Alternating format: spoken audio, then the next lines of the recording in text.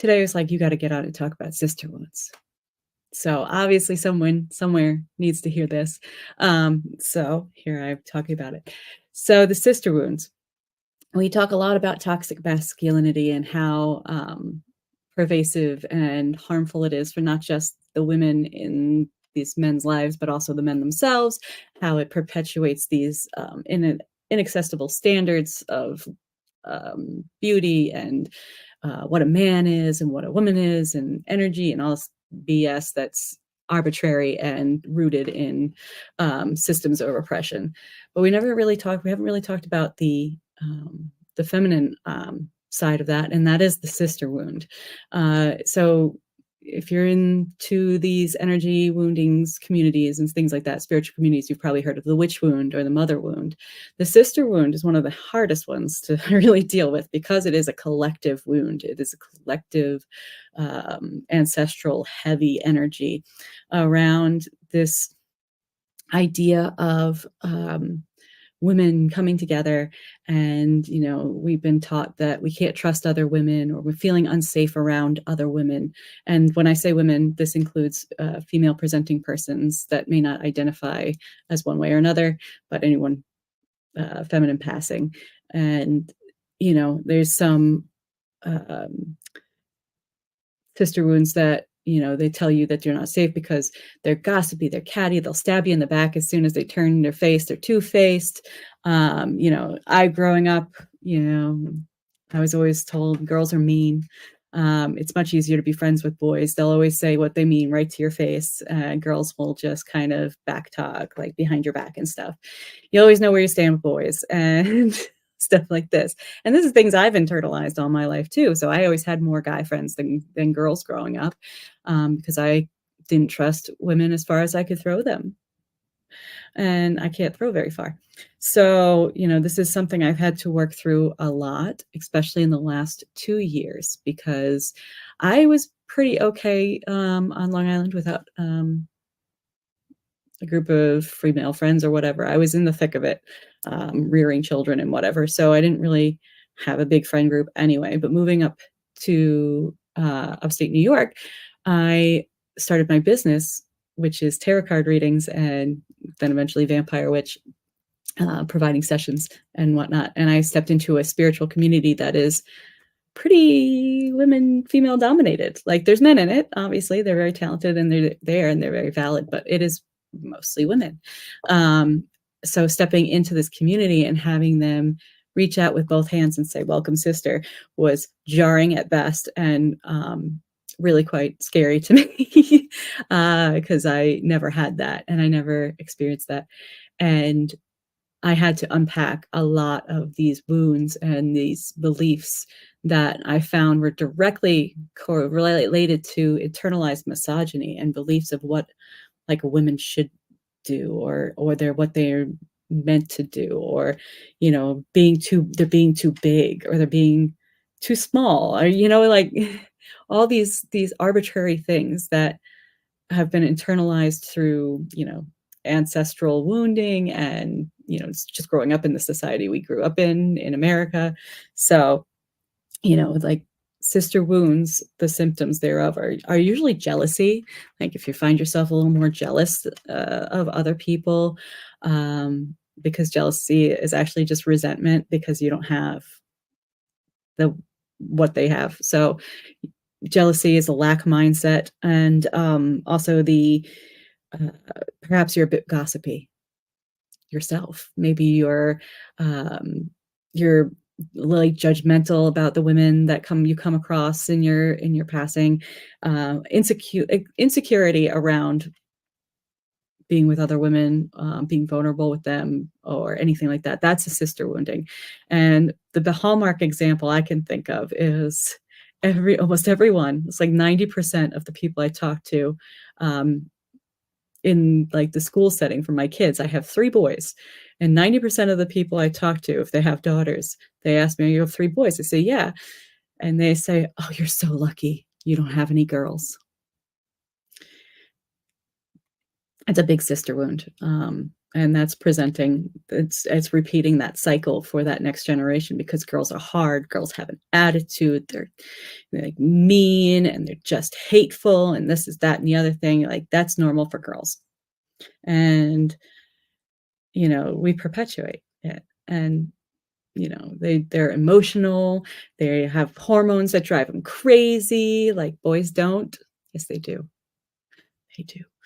Um, it's this perpetuated misogyny that becomes internalized and passed down to our next generation. So I talk about it now because I find, as the third party, I guess, coming into a community that's a spiritual community that's been established for decades and decades and decades. Like, there's a very solid community up here, um, but fragmented. So, stepping into it, and every one of them, the people that are kind of leadership in this communities that I would judge my external spidey senses as the leaders of the community, they all want to do the same thing. They all are trying to aim towards the same kind of goal, like community, mutual aid and care, safe space, safe haven, but they don't want to do it with anybody else. Like, it's not that they don't want to. They want their underlings and their support, but they don't want to share this common, like, headlining thing. And I think it's not because they want all the glory from themselves, because everyone I've talked to, they're humble, they're lovely, they're trying to do the work they're doing. They're not bad people, and they're not like, I want to be a leader and I'm the boss and this. No, it's because they feel like they can't trust anybody to hold the amount of power they're holding and hold it correctly. And because, the other women are women. So they're afraid of turning it into a clique, a club, exclusion. They're afraid of it turning into this. But in the shadow side of it, I'm seeing that's exactly what it's turning into, is this exclusive kind of club feel. Now, I don't know if this is a recent development, but it seems there's fractionating things coming off of it, and it's actually, like, kind of falling apart. It's supposed to. This is happening all over the country. This is going to happen with the society as a whole. Not a bad thing, but it's really important that we start working on these wounds, so we recognize how to move forward, and that there is enough for everybody, that there is no right or wrong way for a woman to be a woman, that it's not our job to decide that as sisters. We're supposed to have each other's back, and that's what we need to do. So these internalized beliefs have to be unpacked and let go, because where we're going, we're going to need all hands on deck, and it's not going to be me first anymore. It can't be. How we got here in the first place is me first. And I understand protecting you and yours, and your family comes first and all that, but there comes a point where you're using that as an excuse, and putting the rest, just to perpetuate. So I say that, because we need new coping mechanisms for what we're doing under patriarchy here. And I want to see the community grow. I want to see it thrive. I want to see it become a network across a country, that needs to rise, because together we rise. So we need to start this process. And that generally means reflection on areas where you're a bit judgmental towards other women, reaching out and fostering connections. This is why it's so hard. This is one of the hardest ones to work through, because it's not just rooting out, like, where this wound has manifested in your life. This is actually, like, you have to go out and actively talk to other women and be vulnerable and lead with kindness, and start saying us first, not me first, us. And by us, it doesn't just mean women, it means everybody, because, the more we work in together, the better everything will be. Everyone's going to have to make sacrifices at some point, right? And compromises, in order for the collective to get better and be better. And so we also have to trust that women know themselves best. And by women, I mean all women. Is trans women and femme-presenting people. So they know themselves best, and we don't have to judge that part of it. And that leaves all of that room to actually make real connections with each other. And also, we need to get rid of the idea that every woman needs to be likable in order to be worked with, because it's not true. Likability, the likability factor is another big patriarchal construct of women have to be likable. They have to smile more. They have to be pleasant. They have to be performative. Give me a battle axe. I want a battle axe on my team.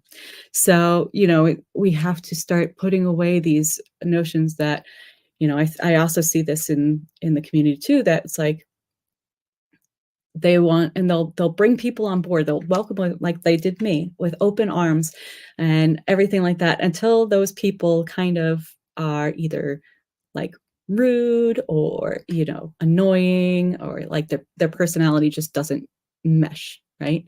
There's a few that'll look past that, but then they're like, well, they're like a bad person because they're not cool. I'm not friends with them. You don't have to be friends with them if they're doing good work. Always let the work speak for itself. And there's a few people that will see that and do that. But the overall I see is like, we all have to be friends. And that's something that needs to stop, because we don't all need to be friends. We all need to lead with kindness and be respectful of each other, but we don't need to be friends. I mean, how many siblings in like sibling relationships are like super duper close? I mean, there's plenty that are, but there's also plenty that aren't. And I can tell you, they don't like each other 100% of the time, but they still are family, right? And I, as a method of hope for all of this, I want to talk about how we already know that this is in our wheelhouse, that we can do this. We can do these things that, the men are competing to the top and it's the best man wins and all the things, hyper individualism over there, right? That's their shit. But we can absolutely do the all people win. We can absolutely do this. And I think of the times that I had a bit of a crazy young adulthood, so early 20s, we'll just say it's around there, and would be in bars and stuff, or walking home in the middle of like a borough of generic name, I'm not going to name which one, by myself because I was dumb.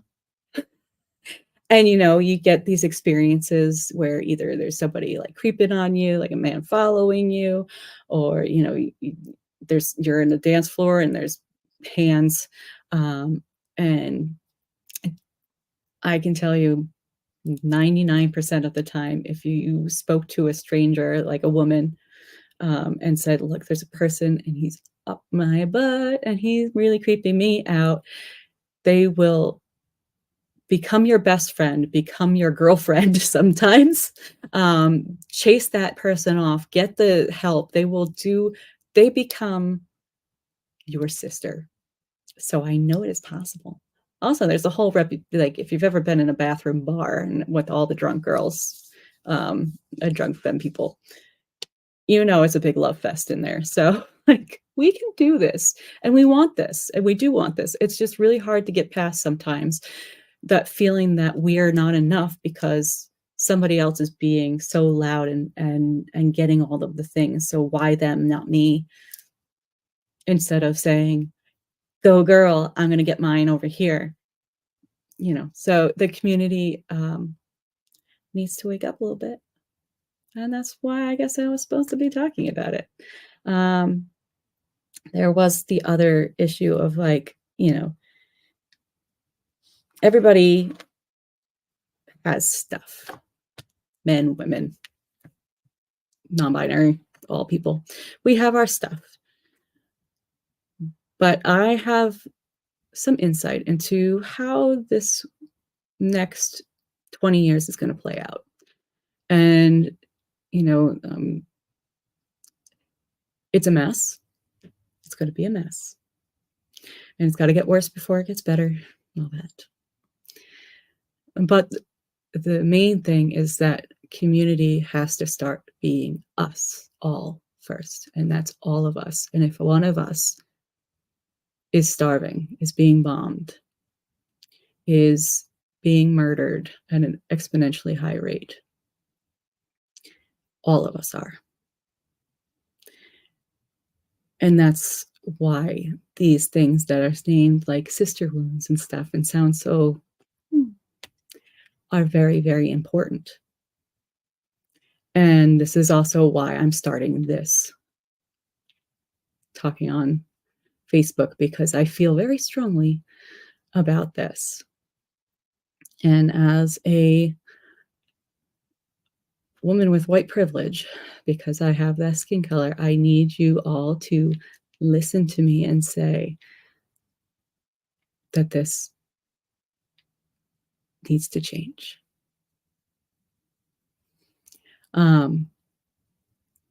It's,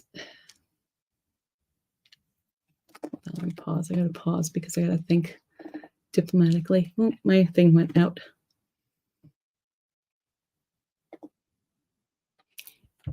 So it said insight. And the way out is going to be through mutual aid and trusting people and building this community.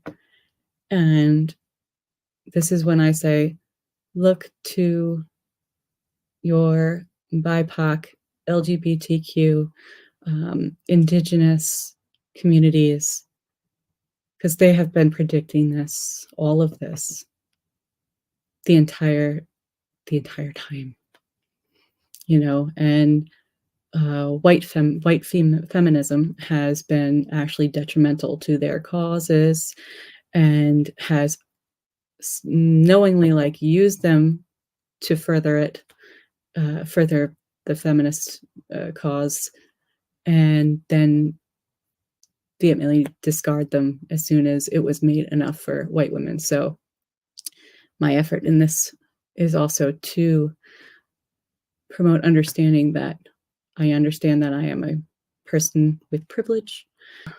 I will probably put something together for resources you can follow, look up, look into, because part of deconstructing your sister wound is going to be also deconstructing your colonialism and colonialist beliefs.